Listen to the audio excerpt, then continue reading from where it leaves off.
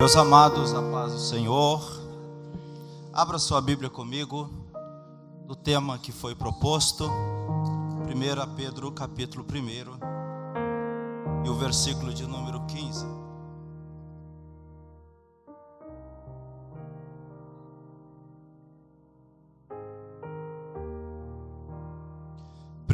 Pedro capítulo de número 1 e o verso de número 15.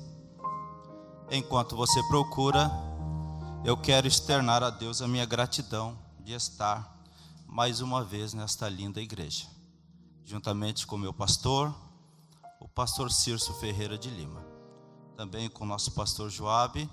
Deus abençoe vocês, em nome de Jesus. Meus amados, o pastor Joabe me passou esse texto e também me passou o tema: em busca de santidade na intimidade. Parece que este tema tem sumido de nossos púlpitos, de nossas igrejas. É bem da verdade que já faz muitos anos que eu tenho deixado de ouvir muitos pregadores triunfalistas, que têm levado ao nosso povo a um emburrecimento espiritual, achando que Deus ele tem o dever de nos abençoar sempre quando quisermos, e não funciona desse jeito.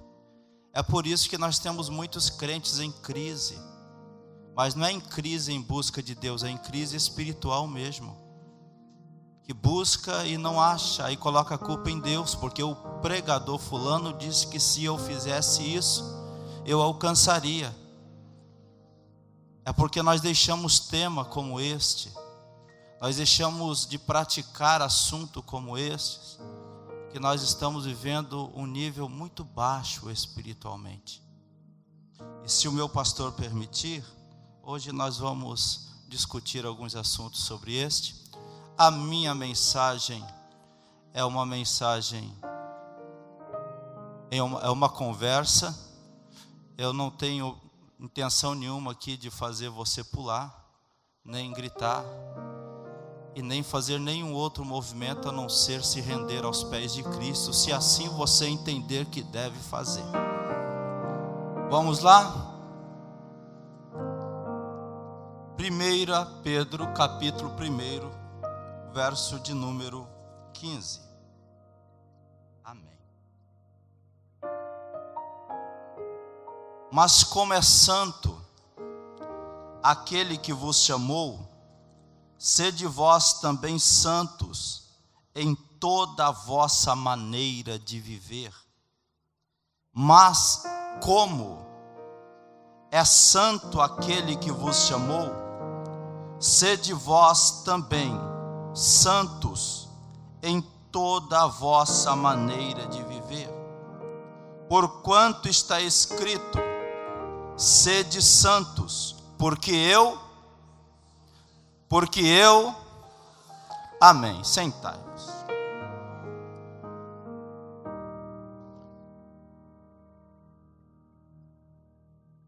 Aleluia. Meus amados, intimidade e santidade são irmãs gêmeas siamesas. Entenda. Intimidade e santidade são irmãs gêmeas siamesas, se assim eu posso dizer. Não tem como, é impossível você ser santo sem antes ser íntimo de Deus, como também é impossível você ser íntimo de Deus sem ser santo. Nós temos um padrão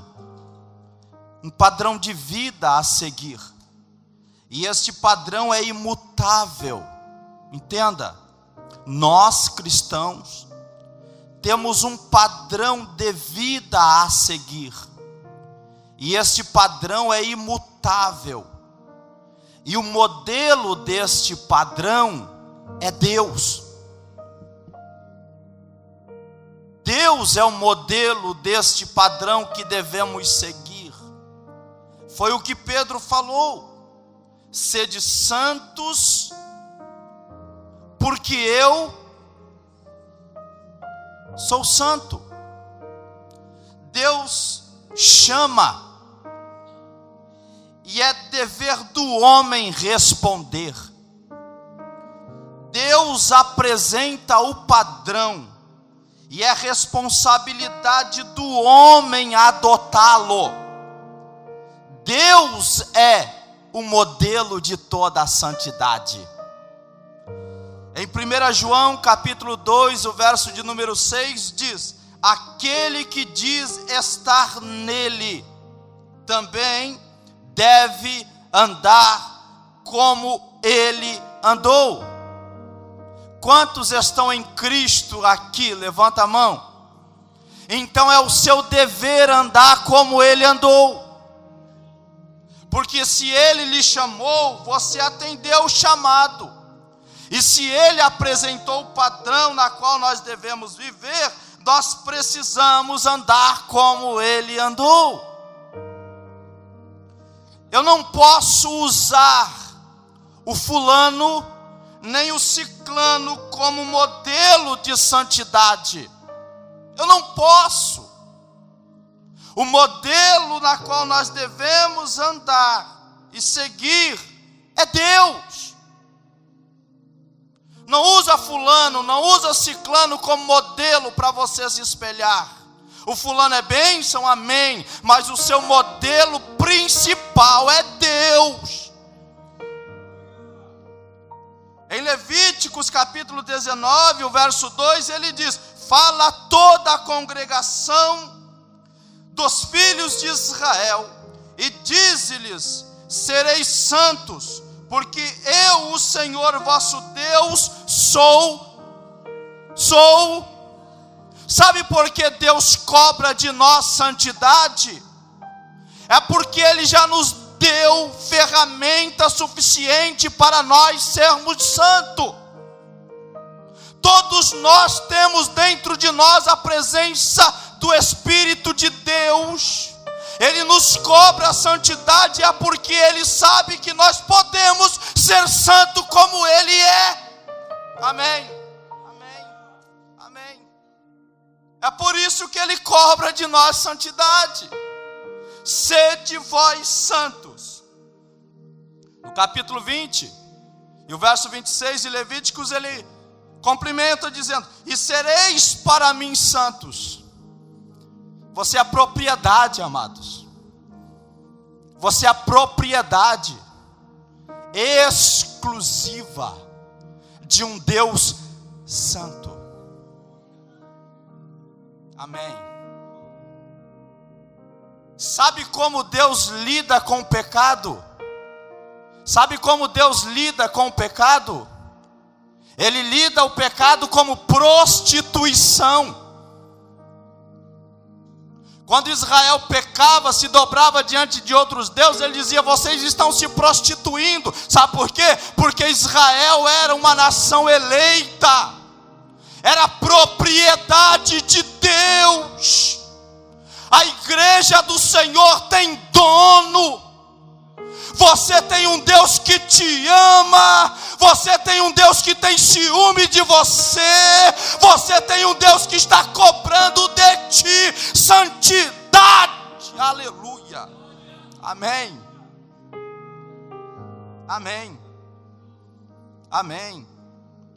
O padrão bíblico de santidade, escuta, não é a roupa que eu visto, e também não é o tamanho do cabelo da minha irmã, mas está baseado no nível de intimidade que eu tenho com Deus. Eu vou repetir. A nossa santidade, o padrão bíblico de santidade, não está baseado na roupa, nem no tamanho do cabelo, mas está baseado no nível de intimidade que eu tenho com Deus. Amém. Amém. A busca pela intimidade com Deus é buscar pela sua face. É a busca pela sua face. A busca na intimidade com Deus é eu buscar a face de Deus. É buscar em Deus aquilo que Ele é e nunca aquilo que Ele tem. Quando buscamos por esta intimidade, nós nos tornamos um caçador de Deus. Entenda. Quando nós buscamos um nível de intimidade com Deus, nós estamos buscando pela sua face. Esta busca pela face não é aquilo que Ele pode me dar, mas é aquilo que Ele representa para mim. Quando buscamos por esta intimidade, nós nos tornamos um caçador de Deus. Um verdadeiro caçador de Deus não está preocupado em saber onde Deus esteve. Ele quer saber onde Deus está agora. Ele está desesperado à procura desta intimidade. Ele está em crise. Ele quer mais de Deus. Águas nos tornozelos não resolve mais. Ele quer mergulhar nessa intimidade. Quantos aqui querem buscar a face de Deus? Amém. Veja Moisés no capítulo de número 33 do livro de Êxodo, o verso de número 23, verso 14 ao 23, a Bíblia vai dizer: e Moisés disse ao Senhor: rogo-te que me mostre a tua glória. Respondeu-lhe o Senhor: eu farei passar toda a minha bondade diante de ti, Moisés, e te proclamarei o meu nome, Jeová, e terei misericórdia de quem tiver misericórdia, e me compadecerei de quem me compadecer. E disse mais: não poderás ver a minha face, porquanto homem nenhum pode ver a minha face e viver. Disse mais o Senhor: eis aqui um lugar junto a mim, aqui sobre a penha te porás, e quando a minha glória passar, eu te porei numa fenda da penha, e te cobrirei com a minha mão, até que eu haja passado. Depois, quando eu tirar a mão, me verá pelas costas, porém a minha face não se verá. Entenda. Moisés está desesperado à procura da face de Deus. Ele está em guerra com o próprio Deus. Ele diz: mostra-me a tua face. Deus olha para ele e disse: Moisés, ninguém jamais viu a minha face e ficou vivo. Entenda, Moisés está no monte, está lutando para ter uma intimidade com Deus. Enquanto isso, o povo de Israel está lá embaixo, buscando pelas provisões de Deus. E eu digo aqui, provisão é as mãos de Deus, aquilo que provê são as mãos. Enquanto Moisés está querendo ver a face, o povo está querendo ver as mãos. Enquanto Moisés quer a intimidade, o povo só quer a provisão de Deus. Moisés está em crise lá em cima: Senhor, eu quero a tua face. O povo lá embaixo: Senhor, eu quero as suas benécias. Mas entenda uma coisa: aquele que busca somente as mãos de Deus nunca verá a sua face, mas aquele que buscará a intimidade sempre terá a provisão de Deus em seu dispor. Amém. Aleluia. Olha esse Moisés. O tempo passou. Os seus irmãos agora estão murmurando da sua atitude por causa de uma mulher etíope. E diz a Bíblia que Miriam e Arão começaram a murmurar de Moisés. E diz a Bíblia, e Moisés era o homem mais manso da terra. Números capítulo 12. Sendo que Deus olha do céu e diz a Moisés: Moisés, chama Arão e Miriam e entra na minha tenda, porque eu vou descer com a minha glória lá, Moisés. E diz a Bíblia que os três entraram na tenda, e a glória de Deus desceu naquele lugar. E Deus volta-se a Arão e Miriam e disse: Arão e Miriam, se tem profeta no vosso meio, eu em visão ou em sonho falei com eles, mas com este Moisés é diferente. Com ele eu falo face a face. Aleluia. Deus está à procura de homens que venham a ser igual Moisés, que está em crise no monte. Senhor, eu quero ver a tua face. Amém. Amém. Em Deuteronômio capítulo 34, verso 10, diz a Bíblia: e nunca mais se levantou em Israel profeta como Moisés, a quem o Senhor o conhecera face a face. Busca a face de Deus, busca por essa intimidade, busca. Pastor, como nós podemos adquirir essa intimidade? Eu digo para você agora: intimidade nós adquirimos através da oração. Pronto, falei grego agora.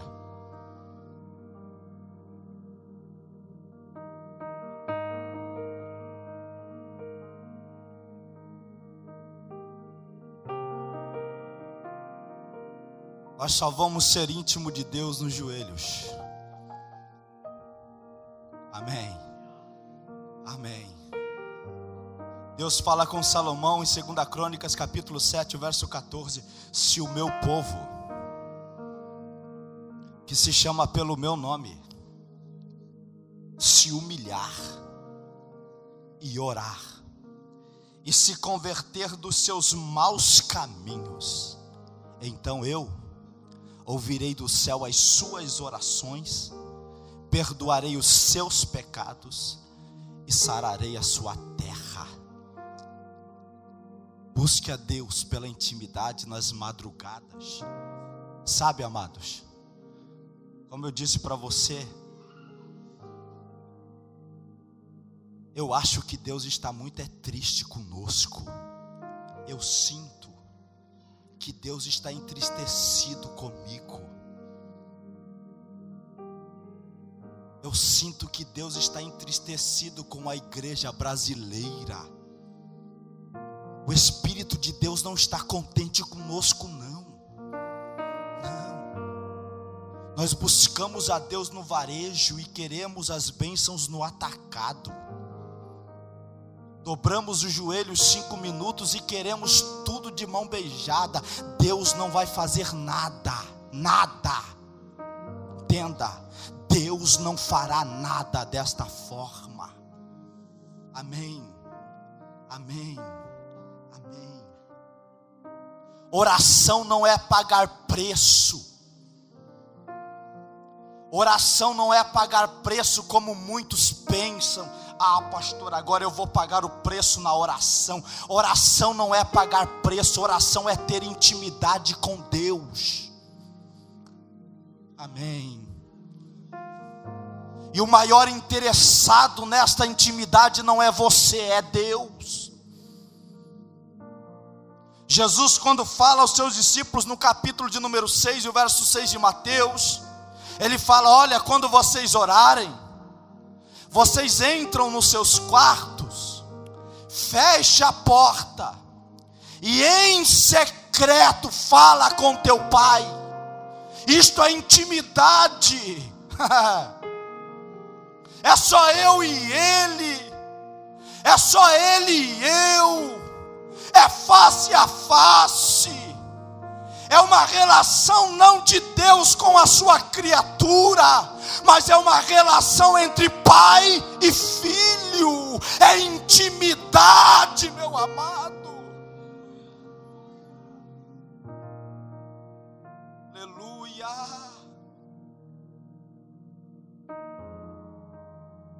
Você sabe que você ora em palavras aqui? Entenda, quando você dobra os seus joelhos, seja onde for, ou de pé, ou onde você estiver, porque oração nós temos que estar em todos os momentos, você fala, e a sua expressão é em palavras, mas escuta o que eu vou dizer para ti. Ela chega diante de Deus não é em palavras. Deus não ouve a sua oração. Deus cheira a sua oração. Apocalipse capítulo de número 5, verso 8. João vê os 24 anciãos se dobrando, se prostrando diante do Cordeiro, e os 4 seres viventes dizendo: Santo, Santo, Santo. De repente João vê um anjo com a taça de ouro nas mãos, e a Bíblia diz: cheia de incenso, que são as orações dos santos. Você ora aqui em palavras, mas Deus recebe no céu como cheiro suave de incenso. Hoje parece que fica mais claro, quando Daniel ficou de joelho por 21 dias, pedindo: Senhor, revela para mim tal mistério. E quando o anjo chegou para Daniel, dizendo: homem muito amado do Senhor, o Senhor ouviu a tua oração desde o primeiro dia. Ora, já fazia 21 dias que Daniel estava orando por aquela resposta, e o anjo chega e diz: Deus já tinha ouvido desde o primeiro. Por que Deus não atendeu Daniel no primeiro dia? É porque Deus quer ter comunhão, Deus quer ter intimidade, e a sua oração chega diante de Deus em incenso suave. Você quer ver Deus feliz? Dobra o teu joelho e ora. Dobra o teu joelho e ora. Amém. O nível da minha santidade, escuta isto, o nível da minha santidade sempre será a média da minha intimidade com Deus. O nível da minha santidade sempre será a média da minha intimidade com Deus. É o que lemos. Na parte B do verso diz: sede vós também santos em toda a vossa maneira de viver. O nível da minha santidade sempre vai ser a média da minha intimidade. Se eu oro pouco, não tem como eu ser santo. Se eu não oro, pior ainda. Nós precisamos orar, igreja. Nós precisamos buscar a face de Deus. O que é santidade? Santidade é a qualidade ou estado daquilo que é santo. Santidade é a qualidade ou estado daquele que é santo. Sede santo. Santidade pertence aos crentes. Santidade pertence a nós. Em Romanos 6:19, Paulo diz: falo como homem, por causa das fraquezas da vossa carne. Pois assim como apresentastes os vossos membros como servos da impureza e da iniquidade para a iniquidade, assim apresenteis agora os vossos membros como os servos da justiça para a santificação. Olha o que Paulo está dizendo. Se lá fora você emprestava o seu corpo, a sua carne para a impureza, agora você está oferecendo a sua carne, que outrora era para a prostituição, agora é para a santificação.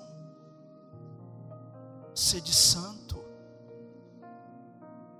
Santidade é uma vestimenta espiritual. O profeta Zacarias tem uma visão no capítulo 3 do seu livro. E a Bíblia diz que ele viu Josué, o sumo sacerdote, com as suas vestes. Quando a Bíblia fala vestes, está falando de santidade. Viu Josué com as suas vestes manchadas. E o capítulo 3, o verso 2 diz: e Satanás estava ao seu lado para lhe opor. E diz a palavra de Deus que quando Zacarias tem essa visão, ele também tem uma visão que um anjo do Senhor apresenta-se a Josué e diz: Josué, tire essas vestes manchadas e coloque essas vestes novas e limpas, na qual eu te dou agora. Santidade é uma vestimenta. Santidade é uma vestimenta. Se vista de santidade. Se revista de santidade. Se cobre de santidade. Escuta, eu não conseguirei ser santo se eu não tiver um bom nível de intimidade com Deus. A carne vai tomar conta. O pecado vai tomar conta. Eu não conseguirei ter um bom nível de santidade sem antes passar pela intimidade. Se eu não for santo, ou melhor, se eu não tiver um nível de intimidade, eu não conseguirei resistir à minha carne. Fica claro porque muitos crentes cheios de Deus, outrora, hoje estão caídos. Fica claro porque muitas gentes boas, muitas pessoas boas, não conseguem vivenciar uma vida de qualidade na presença de Deus. Será que Deus esqueceu dele? Não, é nós que esquecemos de Deus. Escuta, está pesado demais, irmão? Eu paro. A intimidade que eu adquiro com Deus, escuta, a intimidade que eu adquiro com Deus na minha oração, reflete em uma vida de santidade. Eu repito, a intimidade que eu adquiro com Deus nas minhas orações, nos meus devocionais, reflete em uma vida de santidade. Primeiro, no meu casamento.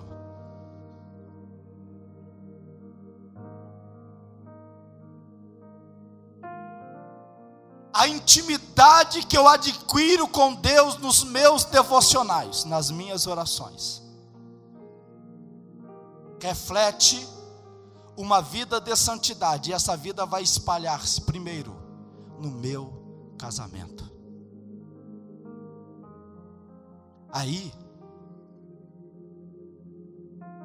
a gente está vendo a catástrofe que está acontecendo dentro dos lares.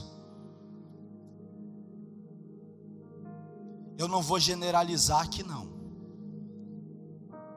mas 90% das separações que está acontecendo dentro de nossas igrejas é falta de intimidade com Deus. Aí chega o problema para nós pastores, para o pastor presidente.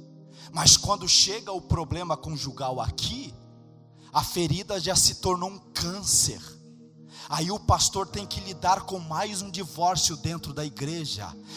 Mas isto poderia ser evitado se o casal tivesse uma intimidade com Deus. Porque eu duvido, a Bíblia me dá esse respaldo. Se eu for santo, quem estiver ao meu lado é reflexo da minha santidade. Se eu tiver uma intimidade com Deus, Deus restaura o meu casamento.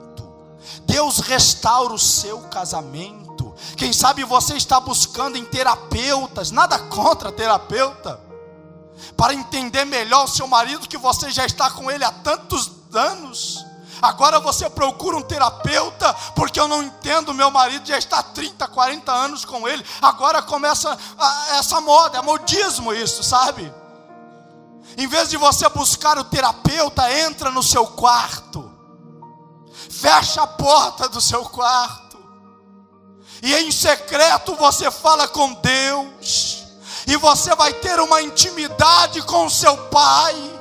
E esse Deus que é amoroso, que quer ver a sua vida feliz, Ele vai te dar um caminho, e você vai saber lidar com a situação, e vai levar o seu relacionamento aos pés da cruz, e Deus será glorificado. Amém. Escuta, o propósito primordial de um casamento não é ser feliz. Eu não casei para eu ser feliz, porque se eu não consigo ser feliz solteiro, esquece. Se você não consegue ser feliz solteiro, você não conseguirá ser feliz casado. O propósito primordial de um casamento não é felicidade. Qual é, pastor? O propósito primordial de um casamento se chama santidade. Paulo fala sobre isto. Os solteiros, que viva para Deus. E os casados, viva um para o outro. Mas se o solteiro tem que viver para Deus, o casal tem que viver um para o outro, mas para o nome de Deus ser glorificado. Amém, amém. Nós não vamos entrar nesse assunto aqui, mas você sabia? Quantos casados tem aqui? Quantos casais? Levanta a mão. Isso, agora baixa. Quantos solteiros tem? Levanta. Solteiros? Você sabia que a relação íntima que você tem com a sua esposa é um altar que você edifica? Você sabia disso? Sabia? A relação que você tem, a sua relação íntima com a sua esposa, é um altar que você edifica. A Bíblia vai falar sobre isso. Antigamente tinha as prostitutas cultuais.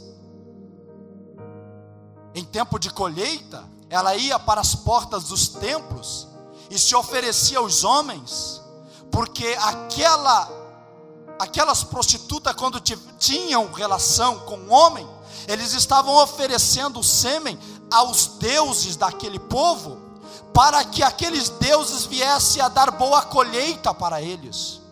Escuta, quando Paulo fala sobre isto, nós entendemos que quando um casal tem relação íntima com o seu parceiro, ele está edificando um altar. Se isto é verdade, a pergunta é: para qual Deus você tem erguido esse altar? Casamento é santidade, igreja. Casamento é santidade. Aí você traz para dentro da sua casa tudo que é porcaria. Aí o final é adultério. Amém, amém, amém. Pastor, me perdoe falar sobre isso aqui, mas o tema é esse, a santidade. Nós precisamos ter santidade, ou ser santo. Você concorda com isso, igreja? Você entende isso? Poupe o seu casamento.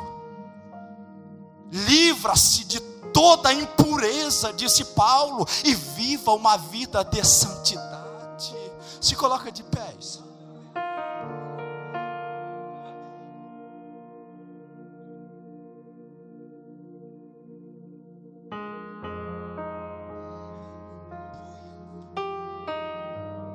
Escuta, olha aqui. Todos os dias, meu pastor, nós estamos lidando com casais se separando. Todos os dias. É o desafio do tempo. Sabe por quê? Porque o modelo que nós temos hoje de casamento não é bíblico. É os atores de novela. É os nossos ídolos que casam e descasam e casam, e a moda é: se não for feliz, separa. Eu não casei para me separar. Eu casei para levar a minha família em um nível de santidade maior do que ela tinha. Deus está nos chamando para este altar.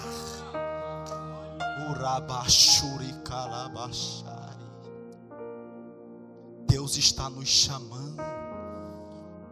Aleluia. Brincadeira na internet é adultério, igreja. Amém. Brincadeiras nas redes sociais é adultério. Ah, pastor, mas eu não... Como que é? Eu não tive a consumação.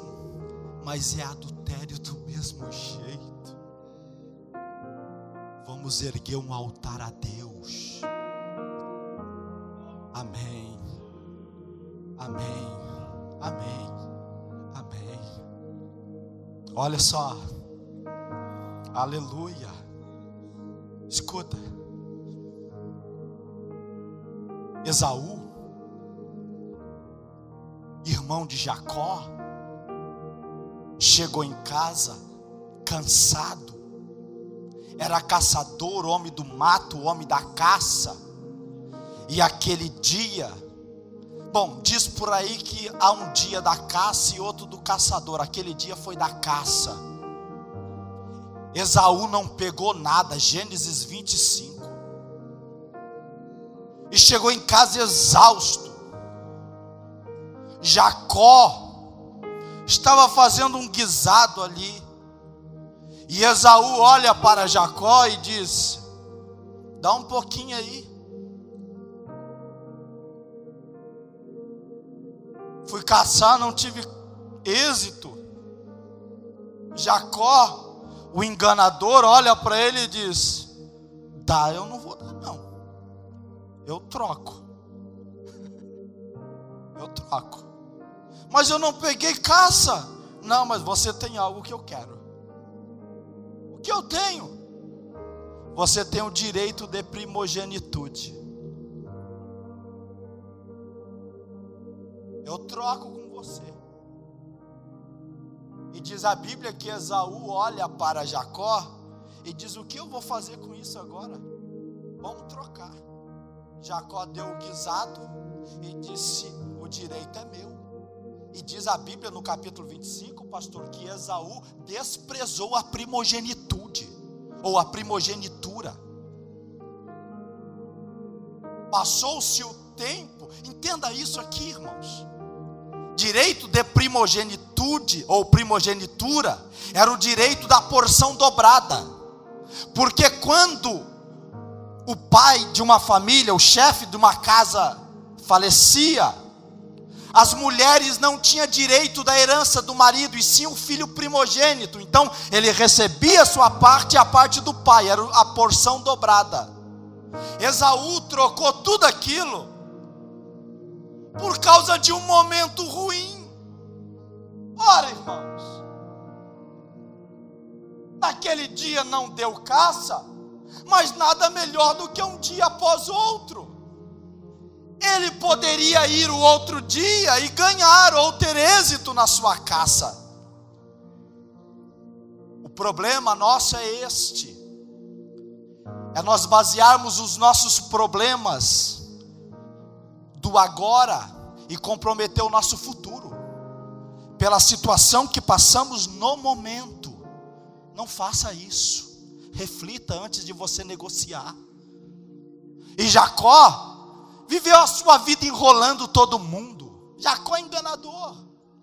O dia do seu pai, no dia que o seu pai foi passar o direito para Esaú, Esaú foi caçar. Sua mãe olha para Jacó e diz: se veste com roupa de pelo eu vou matar um cabrito, vou fazer um guisado e você vai chegar diante do seu pai, o seu pai vai passar esse direito para você.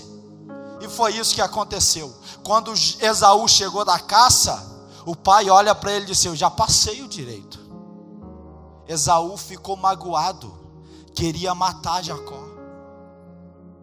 A mãe dele olha e disse: vai para a casa do seu tio Labão, porque o seu irmão vai lhe matar.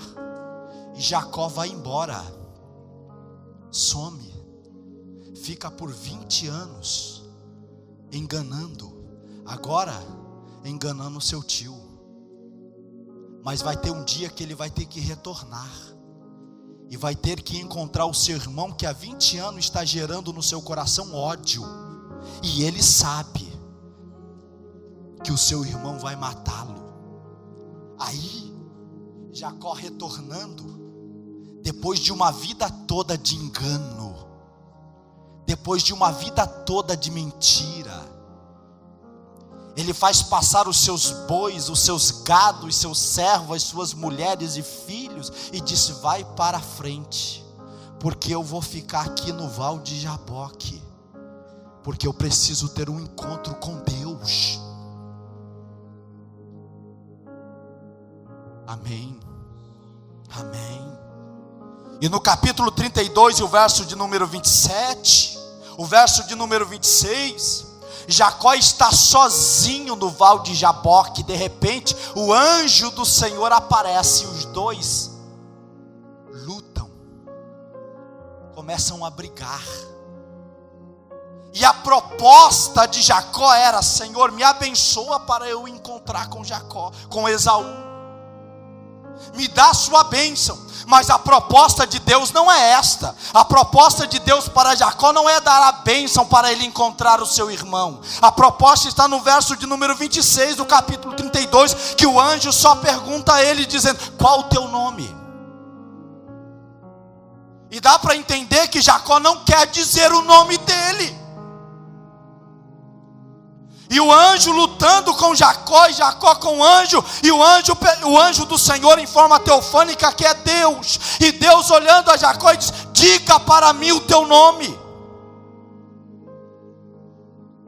Em um relacionamento com Deus, escuta, não dá para nós mascararmos a nossa identidade. Amém? E a proposta de Jacó era: me abençoa para eu encontrar o meu irmão. E Deus olha para ele e disse: eu quero saber o teu nome. Diga para mim o teu nome. Entenda uma coisa: quando você chegar diante de Deus, diga para Ele quem você é.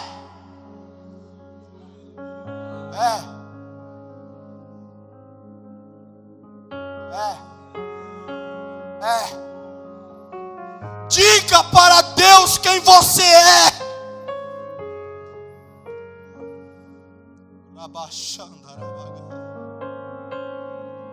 De repente Jacó olha para o anjo do Senhor e diz: eu não aguento mais. O meu nome é Jacó. Eu sou enganador.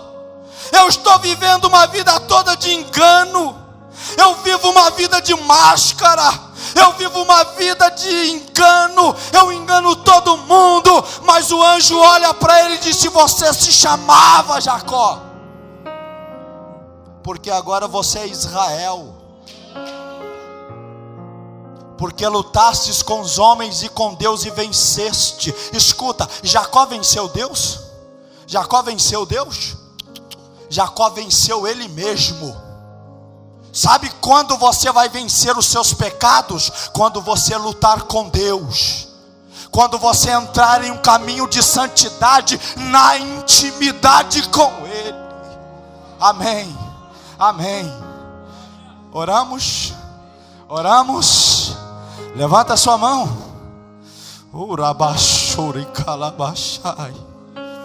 Aleluia, aleluia. Aleluia, aleluia, aleluia, aleluia. Levante as suas mãos. E diante desse Deus presente, diante deste Deus presente, diante desse Deus que te ama.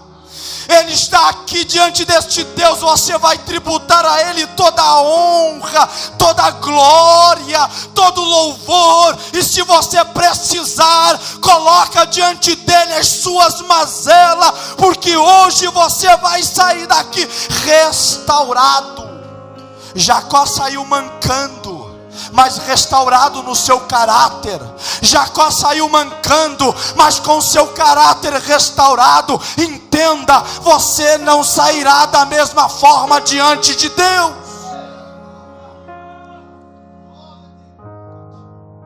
Se eu me humilhar,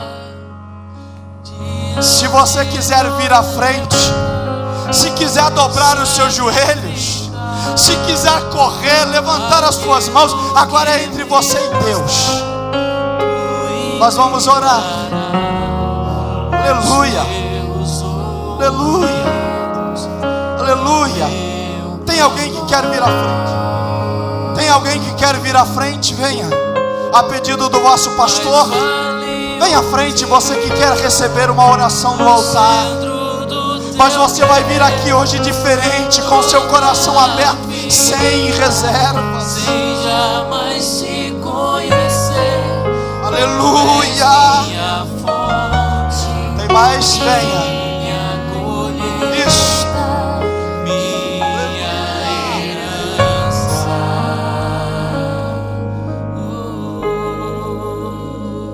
Aleluia.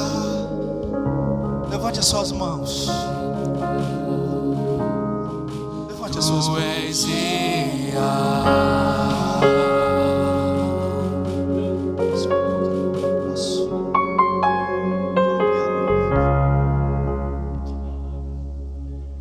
Olha só, eu participei de uma palestra na Univale. Tem algum psicólogo aqui? Levanta a mão. Tem alguém que trabalha na área da saúde, psicólogo aqui? Não tem? No Brasil, quem trabalha na área da família, psicólogos que trabalham na área da família, segue, pelo menos na sua maioria, segue uma planilha chamada Eirene do Brasil. Eirene no grego quer dizer paz. E eu participei de uma palestra na Univale com o fundador do Eirene. E nesta palestra o tema era família em vulnerabilidade. O que nós profissionais podemos fazer para atenuar situações? Esta era a temática. E o fundador do Eirene do Brasil, o fundador do Eirene, ele veio dos Estados Unidos para ministrar essa palestra. Escuta.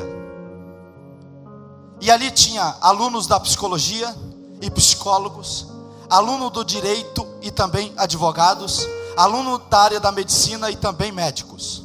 Eram as três classes.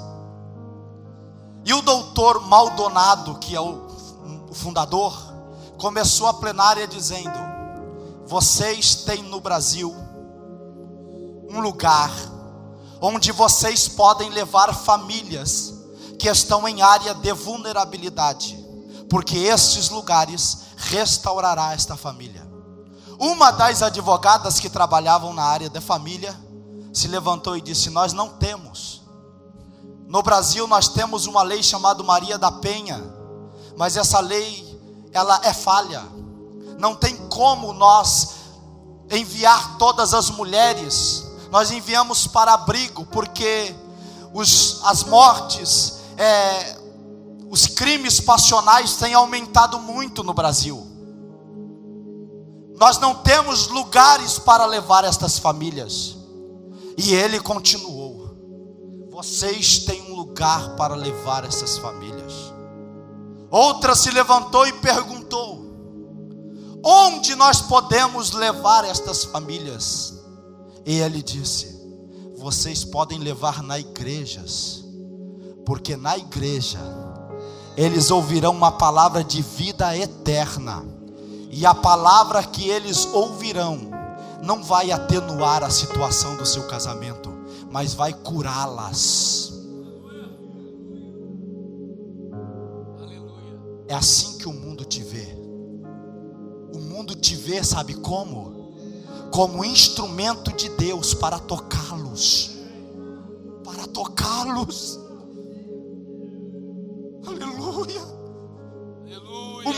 te vê como uma válvula de escape. É por isso que nós devemos ser santos. É por isso que nós temos que desenvolver uma intimidade com Deus. Deus conta com você. Aleluia. Deus conta com você, igreja. Vamos buscar a santidade pela intimidade, e você vai ver o que Deus vai fazer na tua casa. Aleluia. Glória a Deus.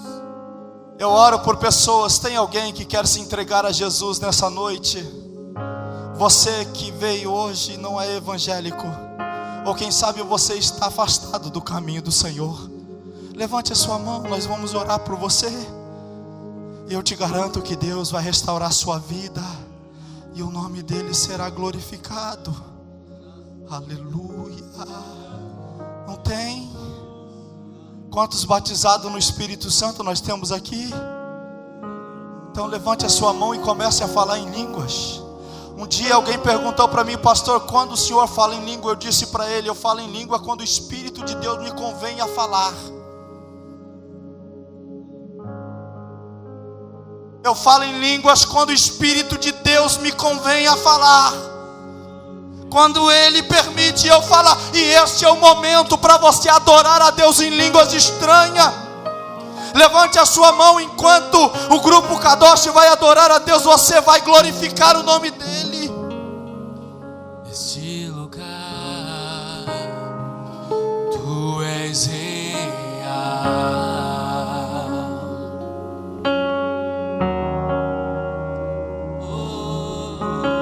Oh, aleluia. Me entregar. Aleluia. Este ambiente está cheio da graça de Deus. Este ambiente está cheio da graça de Deus. Espírito Santo, venha sobre nós, Espírito Santo. Venha sobre nós, Espírito meu coração. Eu posso. Oh, você que quer e necessita, levante as suas mãos e adore o nome de Deus. Levante suas mãos e diga: se eu me humilhar diante do teu altar e sacrificar aquilo que me custa, tu inclinarás os teus ouvidos ao meu clamor. Diga: mais vale um dia no centro do teu querer e toda a vida seja mais te conhecer. Tu és minha fonte, minha colheita, minha herança. Oh, diga mais uma vez: se eu me humilhar diante do teu altar e sacrificar aquilo que me custar, tu inclinarás os teus ouvidos ao meu clamor. Oh, mais vale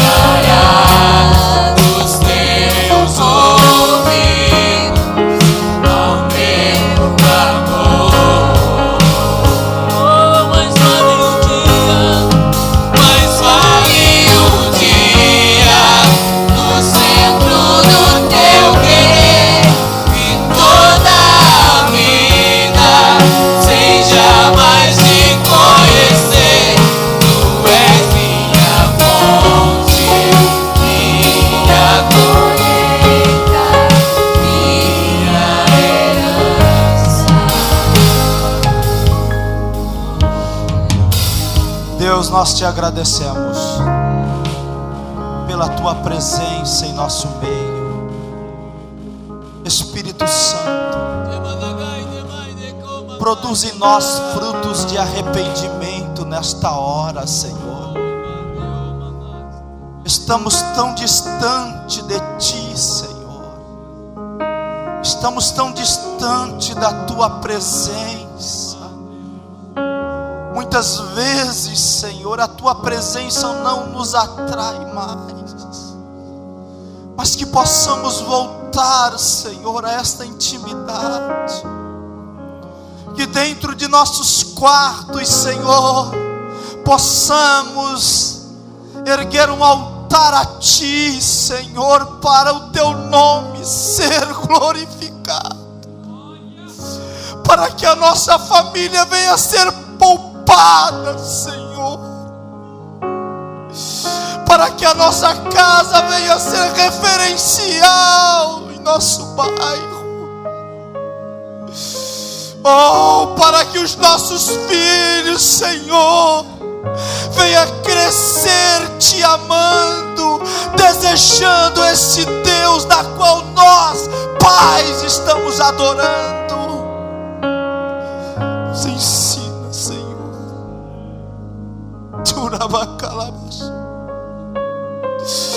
Nos ensina, Senhor, a andar debaixo da tua vontade. Aleluia.